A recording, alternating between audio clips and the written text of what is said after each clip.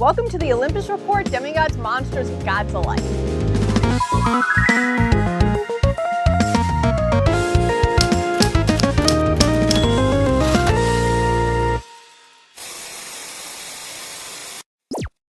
Sometimes the best of friends are half goat. Here's a character breakdown.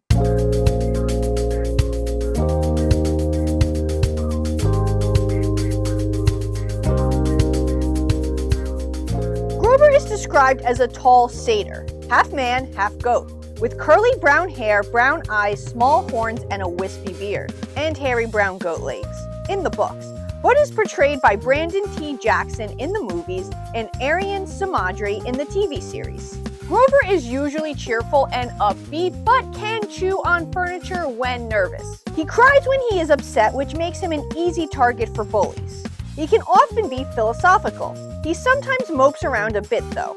He has an obsession with coffee, tin cans, and enchiladas. He believes that cheese enchiladas are better than chicken ones. This may be due to the fact that he is vegetarian and environmentalist. Grover has a girlfriend named Juniper, who is a wood nymph. Like many satyrs, Grover aspired to be a searcher, one who searches for Pan.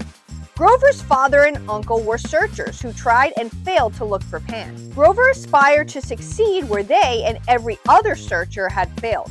In order to serve that role, Grover needed to obtain his searcher's license from the Council of Cloven Elders.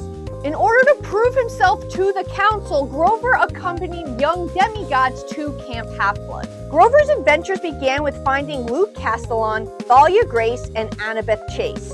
He came across the trio traveling together, then tried to get them safely to Camp Half-Blood, while at the same time trying to avoid the forces of the underworld. Hades, after learning that a child of Zeus had been born, sent monsters after Thalia. Along the way, Grover took some wrong turns, which led them into danger with other monsters, including a Cyclops, that gave Annabeth a fear of the species for a long time. Ultimately, this detour caused the monsters of the underworld to catch up to them right before they almost reached Camp Half-Blood, and Thalia had to sacrifice herself so the others could make it safely. Grover almost lost his job because of this. 5 years later, Grover was given a second chance to earn his searcher's license, tasked with protecting a newly discovered half-blood, Percy Jackson. Grover would safely see Percy to Camp Half-Blood, and the two would become best friends. Grover helps Percy with recovering Zeus's Master Bolt, and because of this, Grover finally gains his searcher's license. On his search, however, Grover is captured by the Cyclops Polyphemus, but thanks to creating an empathy link with Percy, Grover is rescued along with the long-lost Golden Fleece. Grover continues to search for Pan, and along the way helps locate two new demigods, Nico and Bianca D'Angelo. But while trying to get them to Camp Half-Blood, Annabeth is captured. Grover, Percy, and a newly resurrected Thalia, along with First Lieutenant of the Hunters of Artemis, Zoe Nightshade, and new hunter Bianca D'Angelo, set out on a quest to rescue Annabeth. It is on this quest that Grover claims he feels the presence of Pan. The following summer, Grover would accompany Annabeth into the labyrinth and try and stop Luke from invading camp. Here, Grover finally finds Pan, but Pan passes on, leaving Grover in charge of protecting the wild.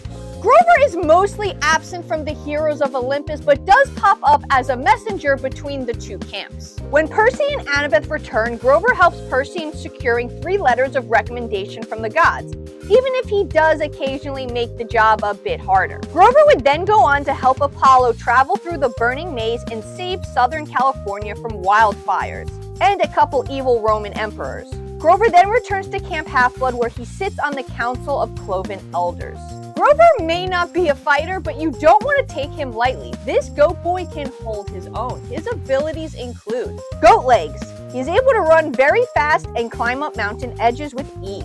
Enhanced smell. Grover has a very strong sense of smell and is able to smell monsters, gods, and demigods. In fact, Grover can use his sense of smell to navigate the labyrinth. Woodland magic.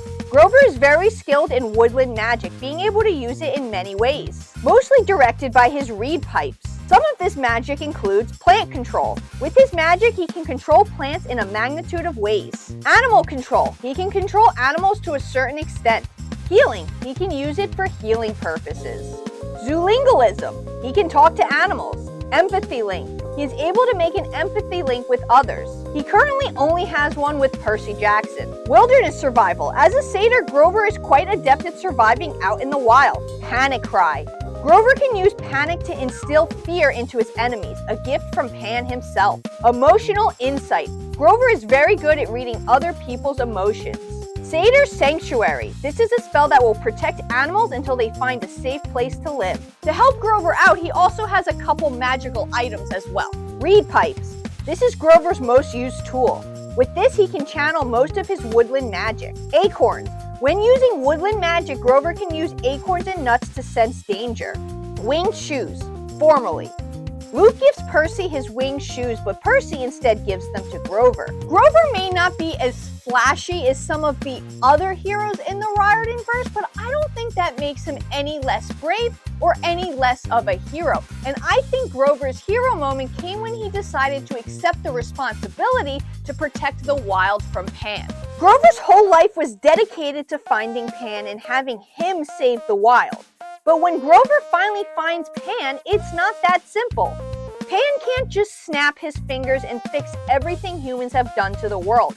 It's going to take a group effort.